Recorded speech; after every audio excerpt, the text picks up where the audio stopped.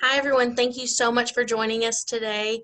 Miss Delene Davidson is going to speak about the Muses Project, and I'm so excited to hear about that. I'm going to introduce John Herfel, who is going to give the introduction to Miss Delene. John Herfel is the financial advisor for Aspire Wealth Builders. He is the boss man. It is my pleasure to introduce John. So, John, you've got the floor. Okay, thank you, Caitlin, for making this arrangement for us today. And I will also have you note that our office partner, Laura, is able to Zoom with us too, even though she's off today. So um, Delene Davidson is the CEO and artistic director of the Muses Project.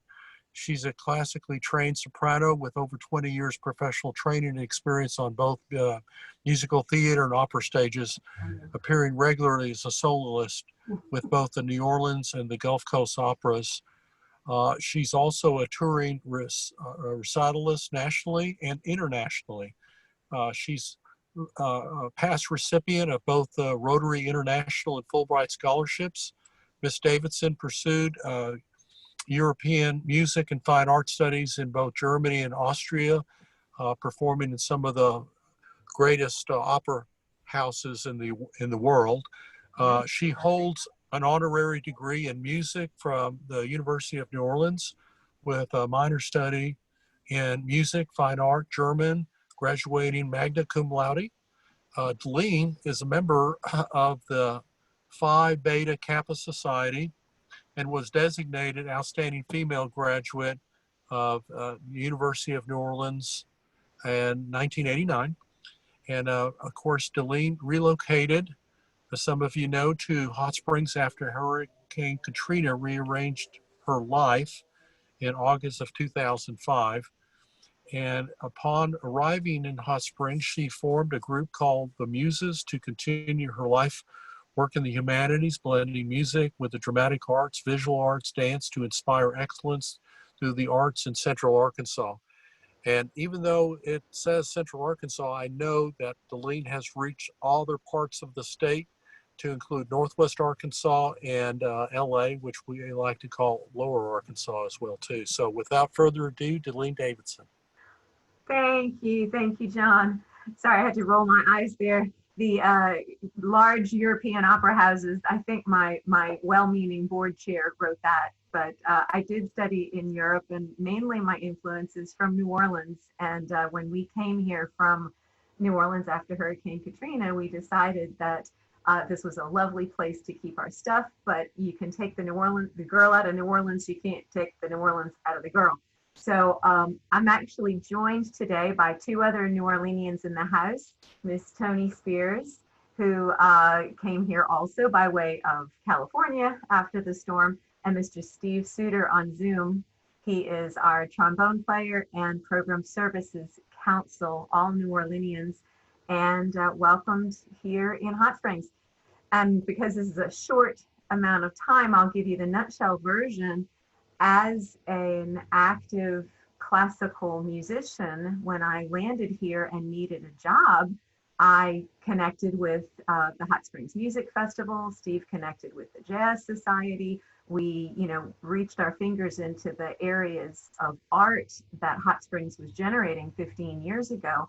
And the biggest lack that we found that needed a niche, basically, that needed to be filled was there were no platforms for actually professionally performing musicians and artists to earn a living. You could do a lot of volunteer performing, you could do a lot of retired group performing, you could do a lot of, I don't want to say amateur level necessarily, because some of it is at a professional level, but it's not paid for and not compensated. So if you're actually trying to do a business in music and the arts, there were no such things here. So that was the first thing, was how do we make a living in the arts when the arts are welcomed but not paid for?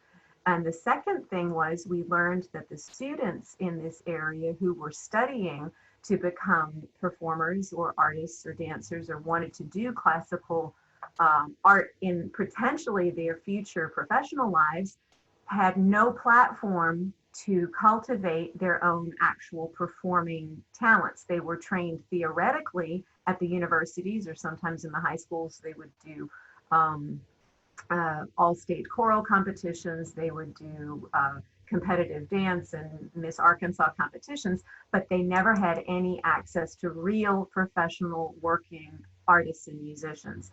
And consequently, they were being sent directly from school into teaching positions. The only thing you could do if you studied music was either become a choir director or a high school music teacher, or maybe a college music teacher.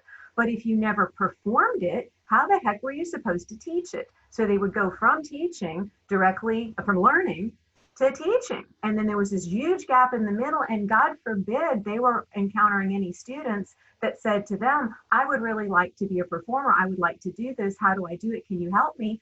And they would have to say, well, I kind of understand it in theory, but I've never practiced it, because for 40 years in the state of Arkansas, if I needed to practice music, I needed to leave the state. So that is one of the biggest brain drains culturally and artistically that was happening here. Not only was there no cultural arts, being performed widely across the state for the audiences, the students were also being neglected in that fashion. So long story short, over 15 years now, the Muses has worked to fill that gap. We now exist. We have a beautiful building. We purchased it in 2013 over on Orange Street, which is one block off of Grand and Central, right behind First Methodist Church and across from Baptist Church, where that beautiful red brick turn of the century church building. It used to be Presbyterian, then it was the Christian Science Church building, and we purchased it from that congregation and have been here for 7 years. We converted the sanctuary into a chamber-sized performing arts facility. And actually, I'm going to show you a clip. I have two little videos I wanted to show you of our performance style. The first one is in our space, on our stage, and we did this past June for Father's Day, because with COVID-19, we have been tremendously limited in the number of, certainly, audience that we could admit. And at that time, we could admit no audience. And also, we could not import any of our performers, because that's the other thing is, since Arkansas didn't have a big music market, anytime we wanted professional musicians, we had to import them. So I do import professional musicians from around the country 4 times a year, spring, summer, fall, and winter. We do a 4 seasons programming calendar. In March, it's for Celtic Spring, world music, Celtic women's style, absolutely beautiful and gorgeous if you like that kind of thing. Summer is always Broadway. That'll be in June. Either it is a cabaret style performance, or we'll do a full Broadway production. Opera is always our fall production in September. Again, we either do one of the standard repertoire operas or operettas, or we do, again, an opera cabaret style where we bring in our performers from out of state, but we use them in mentoring roles with the young artists and students that work with us all year long. And then in December, we do Voices of Angels, which is a sacred classical choral concert, and that's really our season. Each of those we perform 5 or 6 times. As John said, we perform around the state. We go as far up as Northwest Arkansas. We have a collaboration with Crystal Bridges Museum, which is very exciting for us because we love to be partnered with other organizations of excellence. There are 2 bywords for Muses performances, or actually our entire practice, which are inspiration and excellence. So the work has to be inspiring and it has to be excellence. In creative work, it's really hard to say perfect because it's not math. Math has to be perfect. I mean, those are perfect numbers. They measure that way. But the creative craft, we desire excellence and we pursue that level of refinement. So we take into consideration whether it is a high school student, and you'll see there's a number of these girls who are 15, 16 years old. And then we have all of the ranges up to 40, 50, 60 who have all the collective years of experience in their craft, and they're working in tandem. So I'm going to jump to this clip if I can do it, see how good I am at this. This is a selection that we will be doing. We did this for our Celtic Spring program, and there's a slight intro by one of our regional professionals, Erica Schulkopf, who is explaining why the project matters to her. So.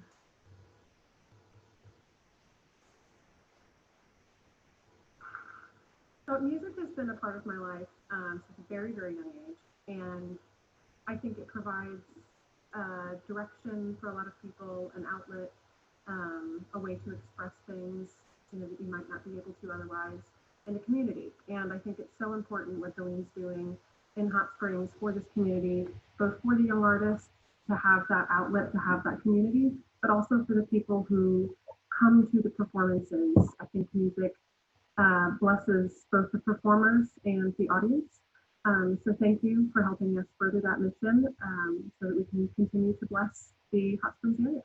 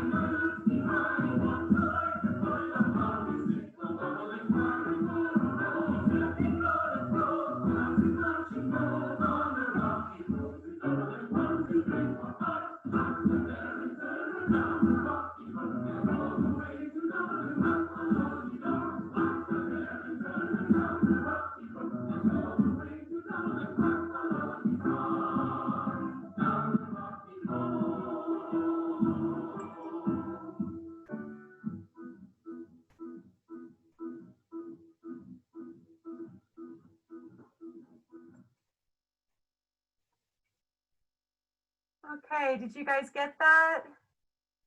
Excellent. All right, well, that was, as I said, we filmed that in June of this past year because we were shut down from March through. Thanks, John. And so this was an empty house. This is my young artist troupe paired with my regional professionals. The drummer in the back is Paul Stivitz. He is from around the country, extremely talented, and lives in Hot Springs Village and teaches in Texarkana. So he is one of the exceptions that we are so grateful for, that he came into this community, and we seek each other out. So we're constantly finding the professionals. On the piano, that was Kristen La Madrid.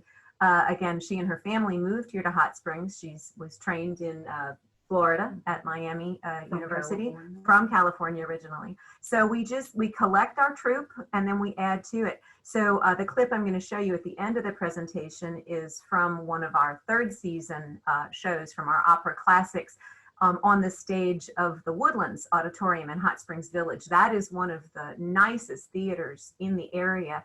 And although it's primarily for the use of the people who live in that community, they do make it available to other organizations. And the Muses has been performing there 4 times a year for the past 5 years, since 2016. Now, right now, it's currently closed. So hopefully, again, it'll open back up possibly by the summer. And what I want you to mainly see is the difference between, this is our little tiny stage that you just saw, but it's beautiful. It seats about 130 people, and I get 40 people on that stage, and then transfer that to the Woodlands, which is a much larger auditorium, seats 600, and a beautiful full-size proscenium stage. So we'll spread out on that one. So that's kind of just an example of what we do with these kids. And I will mention one other thing, and I'll ask you if you have some questions about it, and then I'll show you one of our big performances. There are 4 guiding principles that we work with in managing this company, and we take it under the acronym of PAMS, P-A-M-S. Everything that we do must be professional, even though this is a nonprofit arts organization, and even though it's an educational organization. Our mission statement is to preserve the classical arts through performance and education.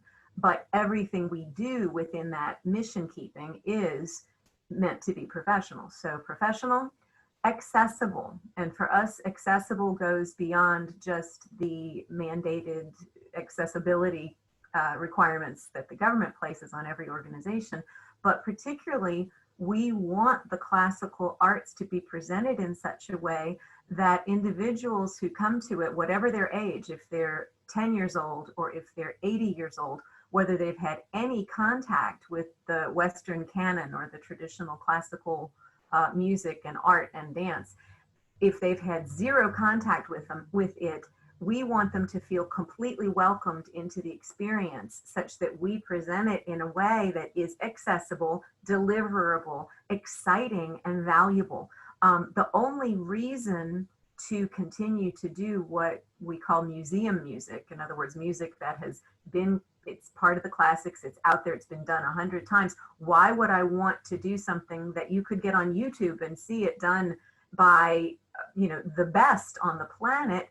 Why do you need that live here? Well, because there is a completely different experience being within 10 feet of that actual performer doing that thing at this high level. It goes through your body, it goes into your soul, it changes you. It changes you on a molecular level. We also believe it can change you on a spiritual level. And we know for a fact that it changes these young people that we interact with, because they learn how to take an intangible desire and maybe a wish, and through hard work and discipline and refinement and craft and repetition and disciplined laying out of timing and how to prepare something, they go from knowing none of it to knowing it really well and being able to present it in a completely independent, solid, professional way, whether they're 16 or 30.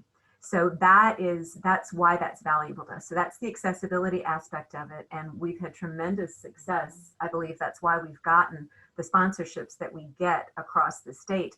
I can tell you more than 80% of our funding comes from outside of the Hot Springs area. And it comes from foundations and corporations that believe in the quality of this kind of programming to improve the overall quality of life across the state. So that is one of our larger professional missions, is to continue making the argument that high quality artistic experiences benefit economically, culturally, educationally, societally. And so we do have partners in that who support that and help us support the project. Again, because it's nonprofit, it is basically a 70-30 split between donated dollars. We're a 501c3 nonprofit arts corporation, tax deductible, and about 30% earned income.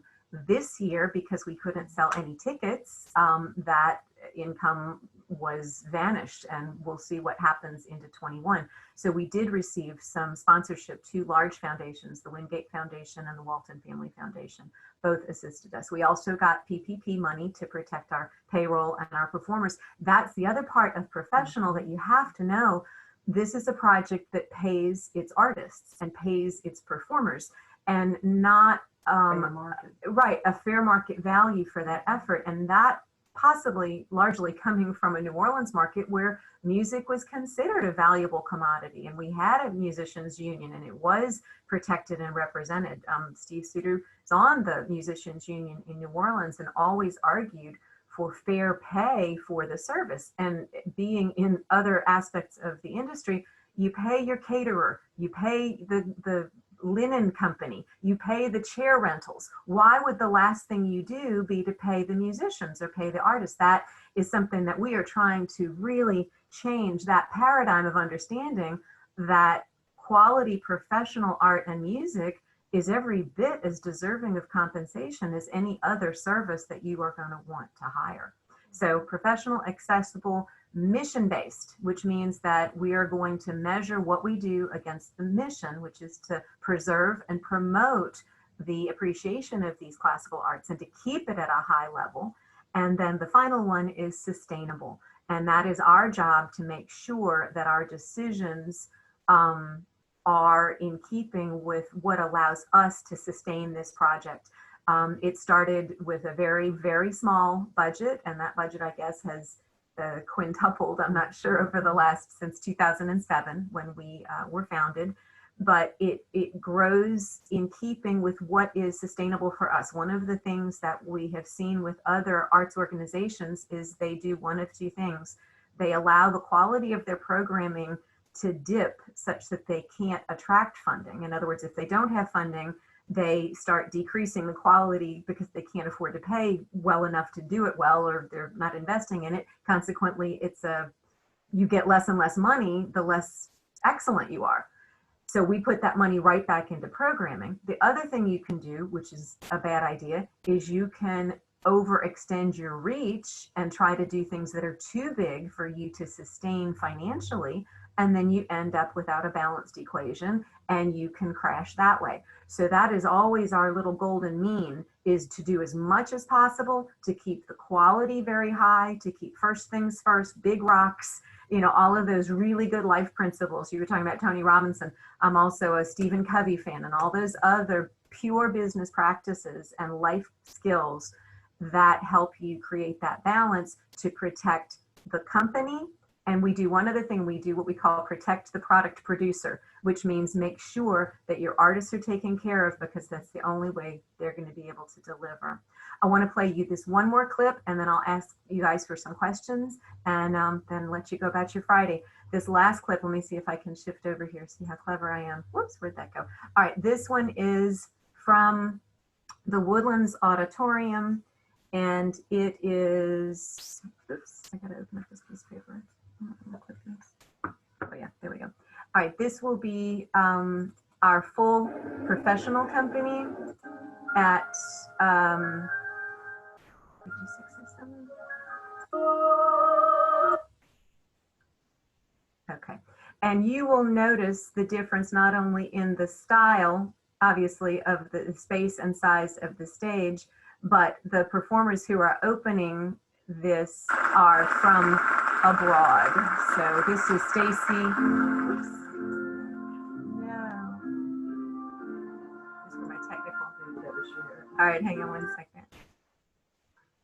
You doing it? I can't find my screen anymore. Is it here? At the bottom, share. Yeah, it is screen, but I don't see my movie anymore. Hang on. You have to move this open. We'll try screen one.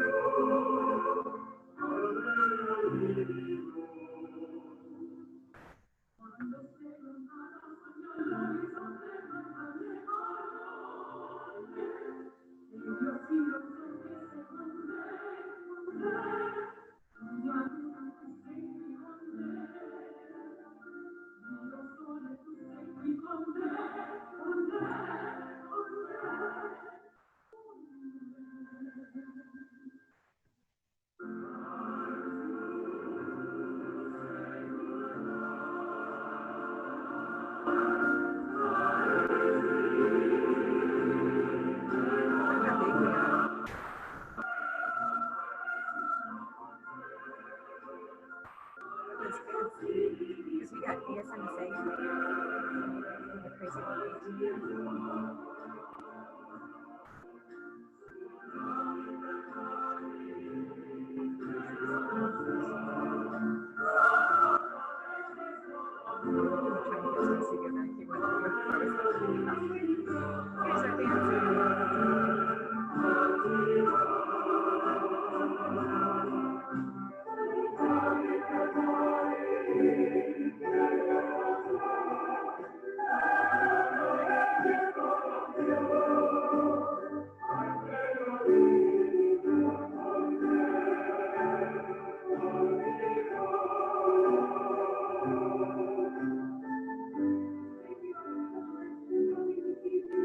It's an honor to perform here in the present.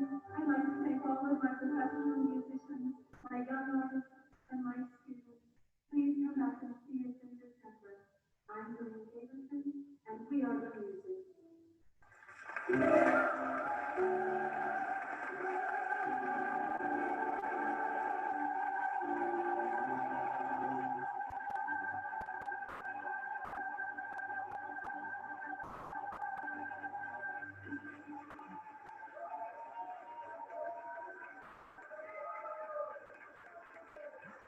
Thank you. All right, so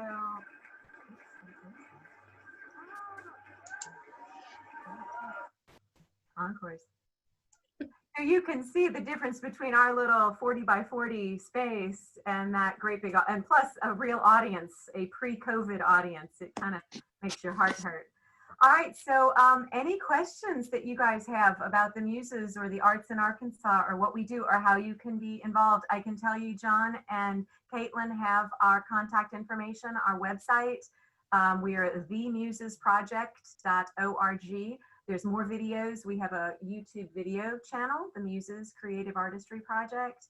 And like I say, we do 4 programs a year. This is our season brochure. You might have gotten that mailed to you, and it talks about, you know, how you can help, how you can support, you can sponsor a concert, you can just attend, you can donate, you can, you know, become part of the family, become a member, and help us support this quality of art. All right, wonderful. So we will open up the floor for any questions. I'm actually going to start off with saying, wow.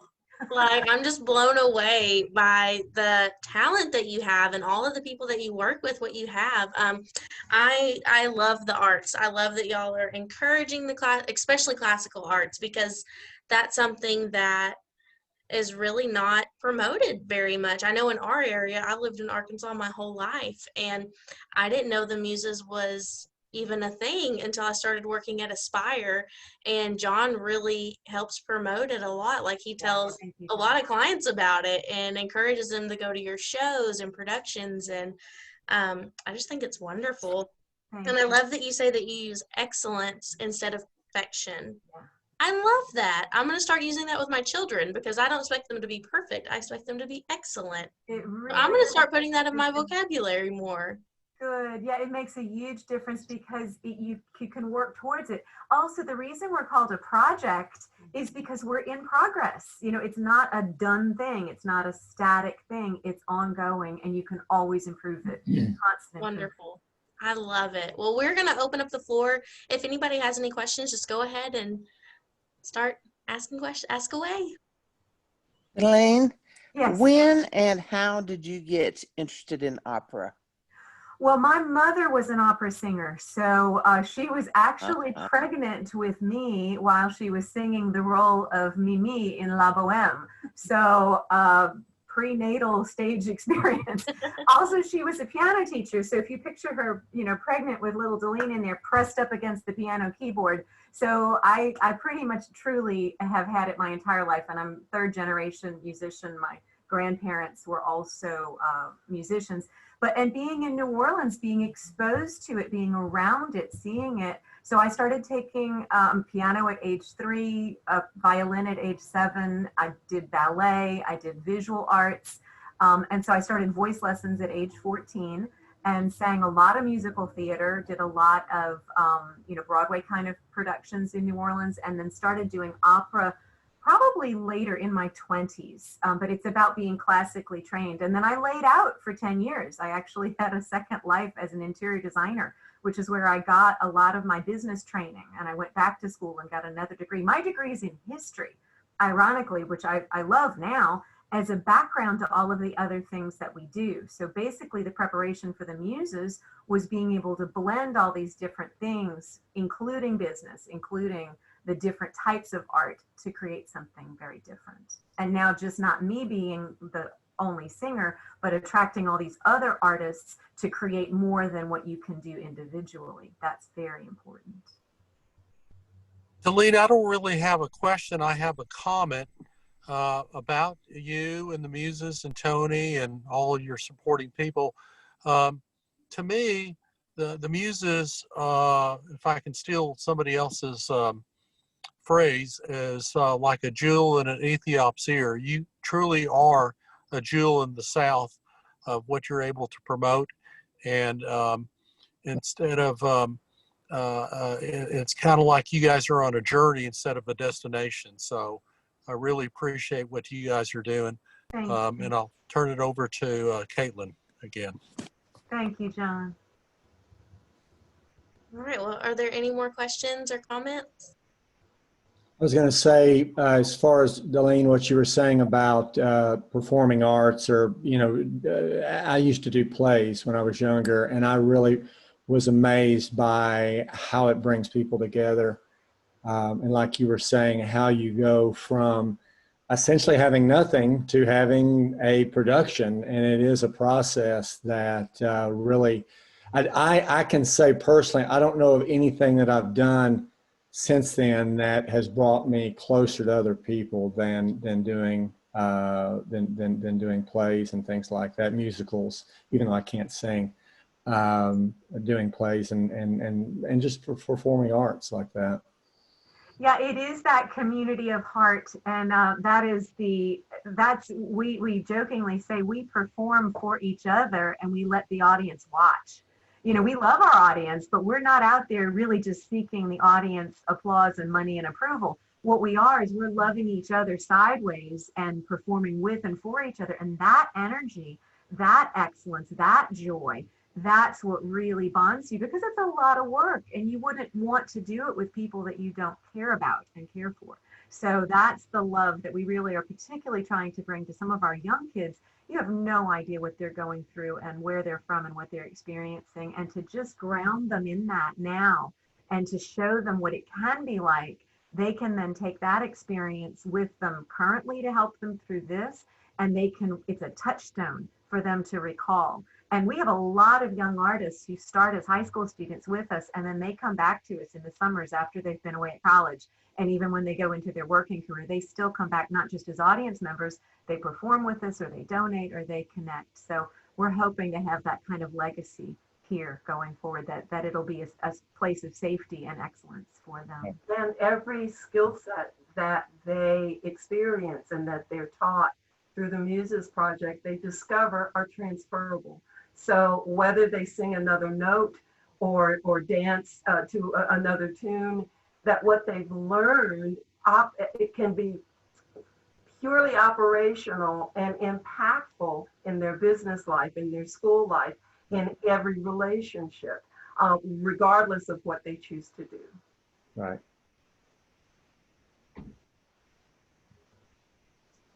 Well, I would invite you all to watch. Our advertising is very simple. We use the Sentinel Record to let people know we still love the newspaper.